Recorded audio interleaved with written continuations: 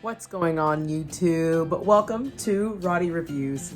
My name is Ella, and this the best boy in the whole wide world. Let's get started. If you are new to my channel, then welcome to my little humble corner here on BookTube. If you've been here with me for the last month and a half-ish that I've been kind of running this channel, then welcome back. I'm happy to see you again. I've been so appreciating your presence here on my channel and all the interactions that I've had with you guys. As you may or may not know, I am currently working on my book backlog, and I've been doing that for the last several weeks. And when I tell you that the number of books in my backlog is just like a terrifying number, it really is. It's a situation. And I just choose just not to actively think about it, you know? But on a positive note, in the midst of reading all of these books that I've been meaning to read for forever, you guys have made this such a fun experience.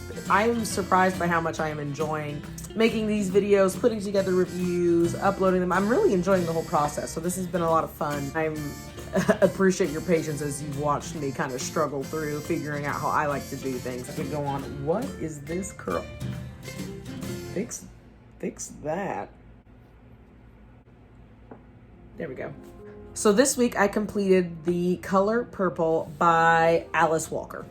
And listen, I said this in my TBR video, but I'm gonna just go ahead and turn in that black card because I had not seen the movie, I've not read this book. I had no idea what this novel was about. When I first started it, I had no idea. So, you know, here's the card. My bad. The Color Purple is an award-winning novel that follows two sisters, Celie and Nettie. These sisters are separated by distance, time, trauma, and silence. Their lives are lived separately, surrounded by people who care deeply for them and by people who will wound them greatly. And yet in the midst of this, they never lose their sense of love and loyalty for each other. This is a story about sisters, but more than anything, it seems to be a story about women and how that feminine bond connects women anywhere and everywhere, whether that's here in the States or back in Africa, which are the two settings most highlighted in this novel. Now, preface here. When I'm reading modern or classic literature, I tend to not read any sort of like official analysis of the novel. I generally like to go in, read the book for myself, and really nail down my thoughts, you know, my interpretation. And then I like to go in and see what the official reading says. I say all that because I might miss something that is considered a really big part of the book, or I might have interpreted something differently. But you know, whatever, you're here for my interpretation of the book, right? I'm also doing this video a little differently for two reasons. One, I do what I want, but also number two is that this book rocked my world and I want to spend more time talking about it. So first, let's talk about some themes that were just impossible to ignore. First was the theme of womanhood, women, femininity. It was a book by a woman, about women, for women. The perspective that Alice Walker brought to this novel was profound. I have almost nothing in common with Celie and Nettie. My childhood, my past, my family is just nothing close to what these women went through. But when I say I read this and I felt a connection to them, it would be a severe understatement. Alice Walker just beautifully put to words the bond that I feel with other women because of being a woman. I just can't give enough praise for this. How these women related to women who were their friends, who were their enemies, the trauma bond that can develop between women who suffer similar abuse. There was just so much nuance put into these relationships that I often had to close the book and sit there and think I get why these women did the things that they did. It touched me profoundly. I don't think I've ever read a book that so caught and articulated the nuances of how women relate to each other. The next theme that I wanted to talk about was the theme of faith. I don't think that we can have an honest discussion about this book and not talk about how faith affected the lives of these two women. I mean, the title of the book is called The Color Purple, and the context of that line was that they were discussing flowers in a field and how God must get pissed when we don't acknowledge the color purple, and that in essence that we don't acknowledge his creative work all around us. You have Celie, who stayed close to home for the entirety of her life. And you see how her view of faith, of God, of spirituality changes from the beginning to the end of the book. From the first line of the book, God and faith are used to batter and silence her. That her image of God in her head was a white man. It was tragic to hear.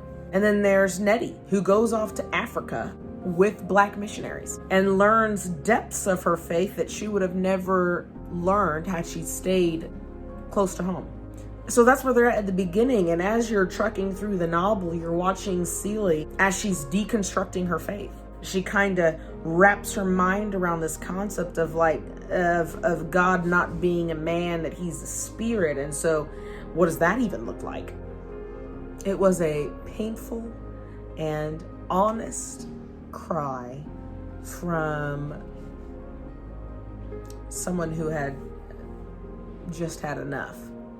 It was such an intense part of the book that I had to close it a couple times and really sit there and kind of think on how honored I felt almost. It felt like Celie was permitting me to see her spiritual landscape. I really did feel honored, which was such a weird thing to feel for a fictional character. I felt like it was a privilege, because it is a privilege when people reveal a real hurt, a real pain. It is a privilege to be privy to that information. You cannot deny the effects that faith had on these women, for better and for worse. The strings of faith and God were everywhere in this book. And then the third theme that really stuck out to me was two-sided. The theme of trauma, and then the theme on the flip side, the theme of healing. The trauma that these women experienced at the hands of those who should have cared most about them was crushing. I cannot imagine walking through the lives that these women walked through. That they would have to look at these men who were meant to be a safe harbor for them, only to be victimized by them in some of the worst ways. One of the really interesting things about this novel was how it tracked time. Alice Walker did a really good job of really making it seem like the days really were running together. There wasn't an easy mark on how time was passing. Things just felt the same, day in and day out. It was just drudgery. Life felt like it was sticky, like molasses, you know what I'm saying? And because time was tracked like that, and because we were watching this process of healing for them, it kind of showed how ambiguous healing can be. That there's really no hard method or pattern to it. That it just, happens when it happens. This book traced the entirety of these sisters' lives from beginning to end to see how different they were at the end from where they were at the beginning was incredible. At the beginning, they were deeply traumatized, deeply wounded. I mean, these women had physical wounds, emotional wounds, they had soul wounds, you know what I'm saying? And then at the end, the wounds are still there, you can't ignore them, but now you have these women who have come into their own. That in the place of healing that they had found themselves, they were now able to stand for themselves. And it looked different for every woman. There were women who, from the beginning, could not be crushed. They refused. I don't care that I'm in this time period. I don't care that I'm a Black woman in this time period. I will do exactly what I want to do. There was one woman in particular who was like, I will literally fight you before I allow myself to be oppressed by you. There was another woman who took her talents and her sexuality and used them as tools to get ahead in the world, and very successfully. She was 100% self-sufficient. There were women who identified gifts that they had, gifts that would allow them to get some income, some financial independence. Where these women were at the end of the book was incredible because of where they came from at the beginning. I am a sucker for character development, and say what you want about this book, the characters developed at the very least. So now this next part of the video, I wanted to talk about characters and what they represented. And I also wanted to talk about these men, these abusers, and why they were abusers, and how honestly that patriarchal society, I mean, especially back then, how it was crushing them too. But it would make this video crazy long, and I'm not trying to subject you to my ramblings for too long. In case you can't tell by how I am just gushing about this novel, I gave it 5 stars. It was incredible. I would recommend this to anybody. Caution, however, I would say warning, because this is an extremely painful book. If you have your own stuff that you're needing to heal from, no shame. We all have got stuff. I would just enter into this book cautiously. And that's it for me, guys. I hope you enjoyed this video. I really enjoyed making it. I've really enjoyed reading this book. If you enjoyed this video, if you want to see more just like this one, like, subscribe. Until then, thank you so much, guys. I look forward to seeing you guys next week. See you later.